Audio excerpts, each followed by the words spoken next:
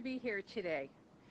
This summer, I was on the road, listening in community halls, shop floors, and in plants with processors, and on the wharf with harvesters, alongside Indigenous partners and community leaders.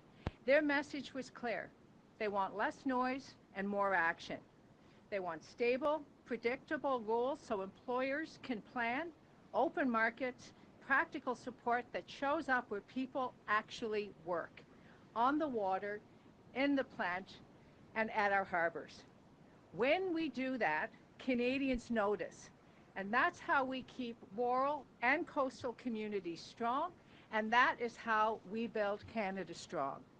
That steady, practical approach is what today is about, keeping families working and communities growing here in Newfoundland and Labrador. We are fortunate to have two leaders here today who know this province and care deeply about it. You'll hear from the Prime Minister in just a moment, but I want to just have one more quick comment. We saw this summer in the face of the wildfires that leadership matters, and we have been guided by the confidence and the empathy by Premier John Hogan's steady hand. So please join me in welcoming my friend, Premier Hogan.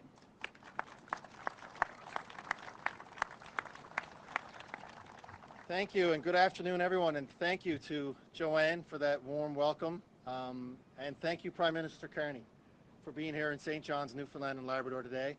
I can say very confidently that Newfoundlanders and Labradorians and Canadians are very supportive of you and your government and your vision for this country. I know what Newfoundlanders and Labradorians want now. They want calm, steady, sure leadership to deal with the issues that are facing us as a country and as a province. And Prime Minister, having gotten to know you over the last 4 months, I know that you certainly offer that leadership, whether it's issues with trade and tariffs forced upon us by our Americans. I know that Prime Minister Carney is the right person to come to a good deal, negotiate that deal, not at all costs, but a right deal for Canadians and for Newfoundlanders and Labradorians. And he will deliver that deal, and not a moment sooner. He will deliver that when the deal is right. And I have full faith in our Prime Minister to do that. And then I think about what the Prime Minister means for Newfoundland and Labrador. And I think we all share his vision that nation-building projects, getting people to work, building and rebuilding this country from coast to coast to coast is where we need to be as a country. And I'm happy to be there as a Premier, side by side with the Prime Minister, as we look at those projects. And as I said to him over the past few months, getting to know him, meetings one-on-one, that nowhere in the country has projects to offer like we have to offer here in Newfoundland and Labrador. If you want to talk about what it means to build a nation, look no further than Quebec and Newfoundland and Labrador coming to an agreement to right past wrongs on the Churchill River in Labrador. And we've talked about day in and day out what that means for the provincial government and our coffers, over $225 billion. But what we haven't talked about is what that means in terms of economic spin-off, the job growth, job creation, not only for the mega projects, but for the mining industry in Labrador West, and what that means for all Newfoundlanders and Labradorians. That money and that economic spin-off will deliver funds for better education, better healthcare, and better infrastructure. And we don't stop there, of course. We need to continue to grow our oil industry here in Newfoundland and Labrador. And I've had great conversations with the Prime Minister about our oil projects. Most importantly, the next one on the horizon, Beta Nord. And I know the Prime Minister supports us. I know he supports Newfoundlanders and Labradorians. And I know he supports workers. I see a lot of workers here today from New Dock and other facilities, and it means so much to see everybody here today to support us and to support the Prime Minister. So as I said, when it really comes down to it, it's about getting people to work, it's about jobs, and it's about money in people's pockets. So I'm very pleased to welcome Prime Minister Mark Carney here to St. John's Harbour, to Newfoundland and Labrador, to talk more about what he will deliver for Newfoundlanders and Labradorians. Prime Minister. Thank you, John. Thank you. Thank you very much. Good afternoon, everyone. Bonjour tout le monde. Thank you, Premier. Wow, look at this.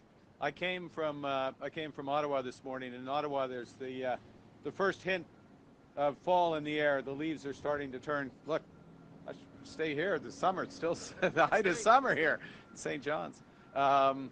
You know, but this time of year, it's a chance, it's a chance to look back on the summer in the last few months. And you know, if there's a theme that shines through for this summer in Newfoundland and Labrador and across Canada, it's that we're stronger together. You know, you brought Canadians from across this country to the Rock for a highly successful Canada Summer Games. And I'm not just saying that because the NWT women's basketball team won their first game. I still have my allegiance from where I was born. But you think of all the great performances, including, you know, on team level, at individual level, Gavin Baggs, 4 gold medals, or 4 medals in para sports for Newfoundland and Labrador. Yeah. So you did us proud. You did us proud in your hospitality, but we recognize that you were doing that at a very challenging time, in a challenging summer with a fire season, terrible fire season that destroyed property, displaced thousands and thousands of Newfoundlanders. And Premier Hogan, your leadership alongside the tireless efforts of the first responders, the Canadian Armed Forces, and Minister of the Canadian Coast Guard were invaluable in keeping people safe. I also noted over the summer the progress we've made breaking down internal trade barriers in Canada to help drive economic growth. And the federal government made good on its promise on Canada Day to eliminate all federal barriers within Canada to that trade. And the Premier has been working hard and leading with his provincial counterparts to ensure that in these challenging times we are stronger together. And that brings me here. And it's great to be back in St. John's. I'd like to thank my colleagues, Minister Thompson, Joanne Thompson, our MPs who are here, Philip Earle, Tom Osborne, Paul Connors. And, you know, I'm back, last time I was in this great province was at the start of this year's federal election campaign. Started right here in St. John's, next day went to Gander on the first days of that campaign. And on those days, I was reminded in a visit near the anniversary of 9/11, we're near the anniversary of 9/11, I had the privilege in Gander of meeting remarkable Newfoundlanders who opened their homes and their hearts to strangers, consistent with the values of this province and this country. And the compassion and the resilience reflect the very best of this province. And they're real reminders, that resilience, that generosity of what makes our country strong. Now, we chose to be here today to talk about the future at one of the oldest shipyards in Canada. And a shipyard that's now proudly owned, led, and managed by local Indigenous leadership. And I especially want to welcome and acknowledge Chief Terry Paul of the Member 2 First Nation, Chief Jenny Brake of the Halibu. Jenny, who started her career here as a welder. And this is a testament to what we can all do. And Sagama, Chief Joe from the Maniap Hugak. Now, this dock, as old as it is, 140 years, hard-working women and men from the dockyard, repairing and refitting legendary Canadian ships, from the Canadian Coast Guard icebreakers to the Royal Navy fleets. Let's stop and say a word about this. The Premier referenced building from coast to coast to coast. When you think about the building of the major projects here, the crucial project, and I'm so proud of the progress that's been made in Churchill between Newfoundland, Labrador, and Quebec. You think about the opportunities offshore this great province, including Bay du Nord. But you also look at these icebreakers and what they represent, unlocking opportunity in the Arctic and protecting our country, protecting our sovereignty. That's what building Canada strong means. So whether it's the Cape Roger, the Judy Lamars, they are vessels that protect our sovereignty. They're also vessels that unlock the winter ice, unlock the contribution of this economy to Canada's $30 billion ocean economy. And they're vessels that are vital for the research that allows us to prepare and build for the future. And in doing so, new dock creates good, high-paying, fulfilling careers for our skilled workers, our welders, our pipe fitters, boiler makers, and the other skills, just as Chief Jenny knows. And we know that shipbuilding isn't just central to our history and our character, it's essential to our future. But that future, that economic future for our country, is caught up in a storm. Caught up in a storm as the United States fundamentally reshapes all of its trading relationships. And to be clear, Canada currently has the best deal of any of the United States trading partners in the world. 85% of our trade with the United States has no tariffs. It's tariff-free. And we have the lowest average tariff rate of any country. But we've learned a lesson over the course of the last several months, is that our relationship with the U.S. is changing. And we can't rely on our most important trading relationship as we once did. You know, we can't control what other nations do, but we can control our destiny. So we're focusing on what we can control and building our economic strength right here at home. C'est là notre mission principale, notre étoile de nord. Le nouveau gouvernement du Canada est déterminé à bâtir l'économie la plus forte du G7. À cette fin, nous nous lançons dans un plan ambitieux visant à assurer une nouvelle ère de prospérité après avoir surmonté l'adversité. Notre nouvelle stratégie industrielle transformera notre économie, qui passera d'une dépendance excessive envers les États-Unis à une économie la plus résiliente face aux chocs mondiaux.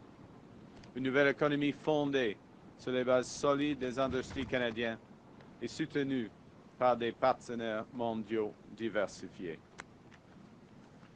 Just last Friday, in Mississauga, I announced a series of new and comprehensive measures to protect, build, and transform our strategic industries so they can prosper in this new global economy. These measures are, they're wide-ranging and they're flexible, they're focused on the future. And the first thing we focused on was measures so that Canadian workers can develop the skills for those new high-paying careers that those nation-building projects that Premier and I referenced will create. And we shouldn't underestimate, I'll stop here, shouldn't underestimate just how many jobs will be created, for example, in Churchill, as it's built out, on top of the over $225 billion of revenues that come to this province as it operates over decades. So we start with workers, we start with retraining, we start with building.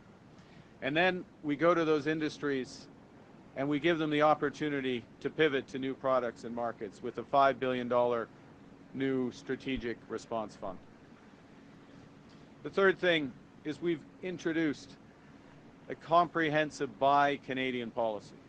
So we're modernizing all of Canada's public procurement to prioritize public and Canadian suppliers. Because it's time that we become our own best customer, buying Canadian to build Canadian. So your government will buy in this province and across this country. Fourth, you know, there's some businesses that are very acutely impacted by these U.S. tariffs, and they need immediate liquidity relief. They need immediate funds in order to adjust. And that's the case for the steel and aluminum industries. These are world-class industries. But they're enduring punishing U.S. tariffs. And these impacts are being felt far and wide, including out here on the East Coast. So our liquidity facilities give businesses the support and the time that they need to position themselves for the future. And lastly, this will be my principal focus today, we're strengthening supports for our medium and small businesses. In March, we announced the Regional Tariff Response Initiative, $450 million across the country to support SMEs directly or indirectly, impacted by those U.S. tariffs. And the idea is so these companies can step up and diversify their products, diversify their markets, adopt new technologies, become more competitive. And last week, I announced that we'd increase the funding for this from $450 million to $1 billion. Not just that, we'd extend the repayment periods for up to 9 years and provide new non-repayable contributions of up to $1 million across all sectors, so from seafood through to IT. And today I'm proud to announce that $80 million of that funding will be dedicated to businesses right here in Atlantic Canada.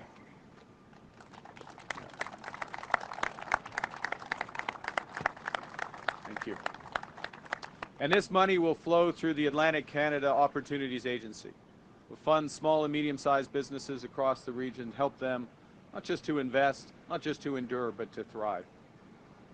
It'll be important for that ocean economy. More than half of that $30 billion ocean economy is right here in Atlantic Canada. In all, this region's a giant in fishing, manufacturing, forestry, IT, energy, shipbuilding. And its overseas trade corridors sitting here in St. John's Harbour connect Canada with the rest of the world. Si nous voulons bâtir l'économie la plus dynamique du G7, et nous le ferons, nous devons tout mettre en œuvre pour permettre à la région et à nos industries les plus prometteuses de prospérer. Now, the $80 million under that regional tariff response initiative that goes to Atlantic Canada will help, as I said, SMEs to expand into new markets. For example, developing innovative packaging and product formats. Think in food processing, in fishery, vacuum-sealed lobster tails or flash-frozen crab clusters, tailored for high-demand European markets. But it'll also help strengthen supply chains as businesses upgrade their cold storage and live holding systems, so products can stay longer, fresher for longer, and make it easier to reach more export markets overseas. And our manufacturing and resource industries will also benefit. Par exemple, les producteurs d'acier peuvent moderniser les usines de fabrication pour la construction et la construction navale. Et les scieries de bois d'œuvre peuvent intensifier leurs activités afin de répondre à la demande nationale et internationale croissante en matière de construction durable. Enfin, les entreprises peuvent moderniser leurs usines de transformation en optimisant le classement, le tri et les chaînes d'emballage afin d'améliorer leur efficacité et leur constance. So equipping Atlantic Canadian businesses with the tools they need to respond to new challenges, to innovate, to modernize, to expand operations and customer bases, to take full advantage of new opportunities. These are the ambitions that align with the missions and what's guiding your government to build lasting economic strength. It's what Premier Hogan's government is focused on. Now, we recognize that we're only going to realize these opportunities if we act. And you know, that can be tough in times like this. Changes in the global economy. This isn't just a phase, it's not just a transition, it's a rupture. It's a fundamental change that's happening in a very short period of time. And that rupture brings immense uncertainty. And when you have that big uncertainty, that can paralyze decision-making, hold back investment, stifle growth. But this is not the time to delay and hope for the best. Hope is not a strategy. It's time, as I said earlier, to control what we can control. The products we buy in Canada. Taking the time so our businesses can have what they need to adjust to new realities. Getting capital to our businesses so they can retool and find new markets. And getting our workers, helping them have the skills they need for the future. Because when our businesses take calculated risks rather than face unknowable uncertainties, our builders, our innovators, our entrepreneurs thrive, and all of Atlantic Canada and the whole of the country rises with them, with higher wages and a brighter future. The people of this province, from their history, know better than anyone how precarious an industry can be. You know that the forces can change overnight and change everything. We are clear-eyed. Canada's new government is clear-eyed about the scale and the speed of the forces currently at play outside our shores. So we're empowering Canadians to shape our own destiny, to build the future we want, an economic future that's not reliant on one trading partner, but built on strong Canadian industries, powered by strong Canadian demand, and bolstered by new international trading partners. So we're making the major investments to ensure our industries, our businesses can bridge to that future, seize opportunities, so we can create that rising tide that lifts all boats. A global leader in food, in fishing, in shipping, in defense, in IT, and in energy. Because Canada has what the world needs, and we have the values to which the world aspires. Because together, stronger, we are building Canada strong. Thank you very much. Merci beaucoup, and I look forward to your questions. Thank you, Prime Minister. We'll now begin the question period. We'll start with question. Go ahead. Heather Gillis with CBC News. Hi. Prime Minister, how do you plan to pay for these support measures? Will it be adding to the deficit or through cutting programs? So the measures we're taking, the Strategic Response Fund, liquidity so that businesses can pivot to grow. What I'm talking about principally today, the Regional Tariff Response Initiative, $80 million for Atlantic Canadian small, medium-sized enterprises so they can invest in the future. Those are investments. Those are proud investments. They're ambition investments for the future. And what the government is going to do, what we're in the process for the next budget, is focusing on reducing waste, reducing unnecessary federal spending, reducing the duplication in federal spending, becoming more efficient in federal spending so that we have the room, we have the force to support our businesses so they can invest for the future. That's what we're doing. And a key message from today is we're doing that, and we'll be working with the province of Newfoundland and Labrador on major projects in energy, clean and conventional energy, for example. We're also working with the smallest businesses in Newfoundland and Labrador so that they can all invest for a brighter future. Prochaine question. Bonjour, Kira Morellon avec Radio-Canada. Ma question est pour le Premier ministre. Vous avez parlé beaucoup d'unité nationale depuis votre arrivée au pouvoir. Oui. Pourtant, au Québec, le Parti québécois a quand même le vent dans les voiles et son chef est pressé de tenir un 3e référendum sur l'indépendance de la province s'il est élu Premier ministre l'an prochain. Est-ce que vous êtes inquiet pour l'unité nationale? J'ai beaucoup de confiance pour l'avenir du Canada, l'avenir du Québec, l'avenir du Canada, parce que les Québécois et Québécoises, ils veulent investir dans l'économie québécoise. Ils veulent l'investir dans un avenir plus prospère, plus équitable, plus soutenable pour le Québec et pour le Canada. Et nous travaillons dans une étroite collaboration, oui, avec le gouvernement du Québec, le gouvernement actuel du Québec, mais les entreprises et les ouvriers, les travailleurs québécois et québécoises, afin d'atteindre cet avenir prospère. D'accord. Next question. Cameron Kilfoy with the Telegram.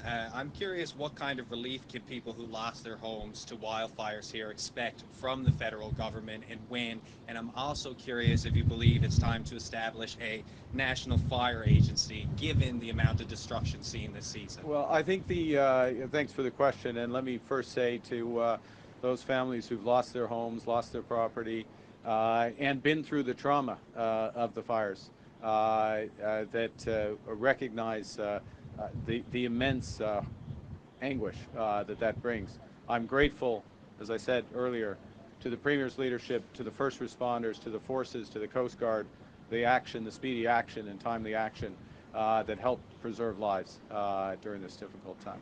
We're working through the compensation. It'll be at the appropriate time. My key point, though, to your question, is we have an emergency response agency which helps coordinate those responses. I think what we're taking from that is we need to continue to invest in all aspects of fire prevention, including with indigenous peoples, with traditional methods, all aspects of fire prevention, fire detection. We're making huge investments in our satellite detection, which is helping us to move quickly, and our capacity to move quickly in any part of this country in order to limit the damage from the wildfires. That will, and that's everything from those first responders, our firefighters, to our water bomber capacity, and you'll be hearing more about all those aspects in the coming weeks. Thank you. Thank you. Next question. Question Gizmo. Hello, Bailey Howard, NTV. We've heard a lot of talk about Churchill Falls and Gull Island being on the national projects list. What sort of responsibility does that mean Canada has in these projects? And if they were to go south, what sort of repercussions would there be then for the federal government as well? Well, I think the first thing to say is that both of those projects and a longer list of opportunities, enormous opportunities, obviously, in Newfoundland and Labrador, and I think enormous enthusiasm and energy in order to help realize those. So I think of them not going south, I think of them going north, in this case, to use the analogy, going forward and building. And part of where the federal government comes in, and it depends on the project. There's different ways that we have a role. And by the way, sometimes the answer to our role is just get out of the way. The project's going to move forward, province has it in hand, and the federal government steps back and focuses on other things. But in a variety of cases, it will be working on making sure the appropriate environmental assessments are done, other regulatory concerns, and as much as possible done in cooperation with the province. And we're working with the province on a cooperation agreement that will help make that even more efficient. So that's one aspect. There's other aspects where a project will have, particularly something on clean energy, for example, will have tremendous ancillary benefits for the economy. In other words, it sets us up, sets Newfoundland and Labrador, but Canada as well, up for the future in terms of decades. And in those cases, sometimes through the tax system, other aspects, we can provide incentives to move those projects forward as well. Third area is in training. Now, first and foremost, the responsibility of the provinces, but working with the provinces to make sure people are getting the skills so that these major investments are benefiting people like the workers surrounding us, their families, their friends, their neighbors, because the scale of ambition in this province and in this country isn't just, and not that your question implied this, one project, but a series of projects, a series of major investments. So we're really sending the message that this is 30 years of work. These are good, high-paying careers, and the federal government can help make sure that workers have the opportunity to get the skills. So, like Jenny, sorry, Chief Jenny, I don't want to keep singling you out, but you get the welder's ticket, you get the boilermaker's ticket, you get the IT skills in other examples, so that you can fully take advantage of those. Next question. Hi, Ashley Fitzpatrick with Atlantic Business Magazine. Okay. I'm wondering about the amount of money that you're talking about here. $80 million split across 4 provinces and all small and medium-sized enterprises. Does this realistically actually serve all of the needs that are going to be out there? If you look at even the Chinese tariffs on shellfish, for instance, a sustained tariff there is going to be devastating. Can this really help manage what's going to be tremendous impact for folks who aren't necessarily going to become boilermakers or serve the major projects? Yeah, no, so I think the first thing to say is part of the way we allocate, look, $1 billion is a lot of money. The overall format, $1 billion is a lot of money. And what we're allocating here is bigger than the relative share of population, the relative share of GDP of the overall Canadian economy, allocated that way. The second is it's channeled, as I said, through ACOA, the Atlantic Canada Opportunities Agency, and it's one of multiple projects or policies, initiatives that's channeled through ACOA. And then on top of that, we have the Business Development Bank programs as well. On top of that, we have various liquidity facilities that are available as well. So there's lots of ways to help businesses get time to develop the plan and make the pivot. I'll make another point, though. I just want to reinforce something the Premier was saying, because I think it's so important. There is a connection between these big projects and a small business. These big projects, even in the early days of the development of the engineering for these projects, the early work in the steel and fabrication industry and other, they create tremendous amount of activity as well. And since we're focused, and this is a key element of our strategy that we announced last Friday, since the federal government's very focused of, if we're putting Canadian taxpayer dollars at work into moving these big projects forward, and in other areas, we expect buy Canadian. We expect to buy Canadian steel. We expect to use Canadian IT professionals, Canadian HR, and on and on and on. And so that starts to really add up, and we're going to have to look at the whole, and we're going to add to this as necessary going forward. En français, tout cela, bah, ça prend du temps. Alors, en ce qui concerne le montant est plus grand que la proportion de les 4 provinces ici, la proportion du PIB national ou de leur population, la proportion de population nationale. Premier point. Deuxième point, il y a plusieurs initiatives de ACOA, y compris la liquidité de la Banque de développement du Canada, par exemple. Alors, il y a plusieurs initiatives et on ajoute cette initiative d'aujourd'hui avec les autres. Point final, les grands projets, les projets à l'échelle nationale, ils vont créer des retombées pour des petites et moyennes entreprises en même temps. Merci. I just had a quick follow-up, and that's in terms of regional distribution. I'm wondering, do you find yourself right now pulled between the provinces in terms of their different demands, and is that becoming difficult for you to navigate in any way? We are working very close. I'd answer it differently. We're working very closely with the provinces. We're working. We know which we work closely. I work closely with the Premier. We know which industries also are most immediately affected. They're the so-called strategic industry for the Americans: steel, aluminum, forest products, automobiles, copper, pharma to come. And then we can see the connections to other sectors from that. So we can target that way, and yes, there's a different regional distribution of each of those industries, so we're aware of that. But we're also conscious of the knock-on effects of those tariffs. So we don't want to overly concentrate just on the strategic sectors. And it's an ugly term. Maybe it's not ugly, but it's just complicated. These are agnostic, neutral across different industries, that what we're announcing. So you don't have to directly have a tariff impact in order to have them. But let me say one last thing, which is to focus again on the forward. And standing here, we see examples of this. These Coast Guard ships, icebreakers, and others like them are going to help open up opportunities.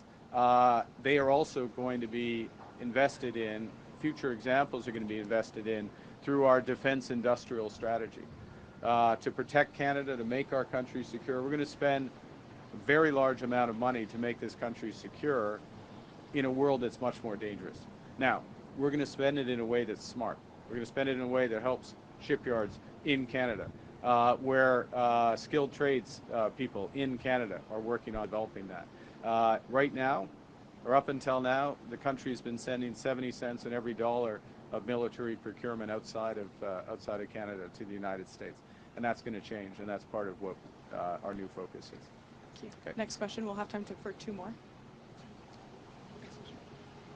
Hi there, my name is Sarah Smelly. I'm with the Canadian Press.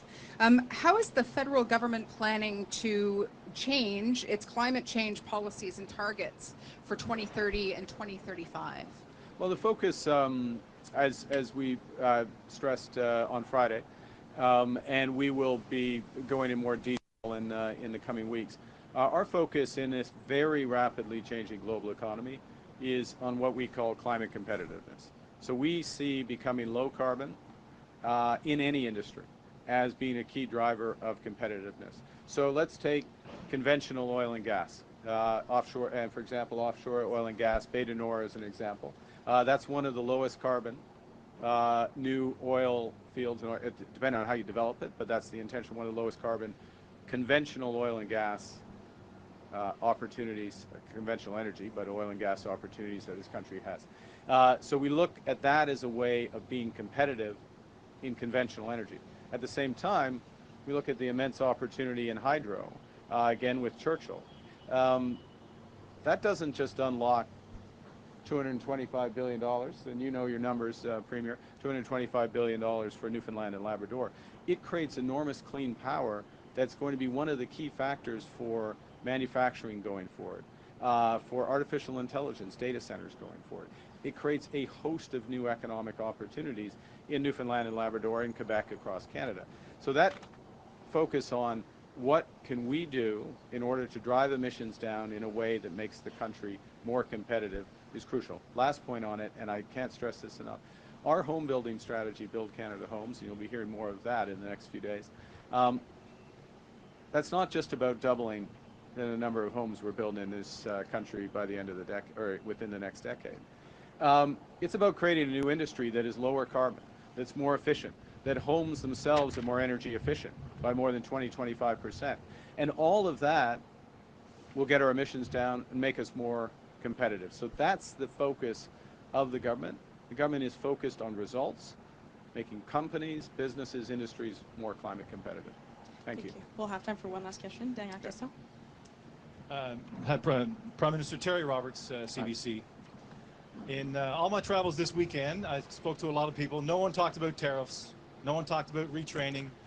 All I heard this weekend was the passing of Ken Dryden.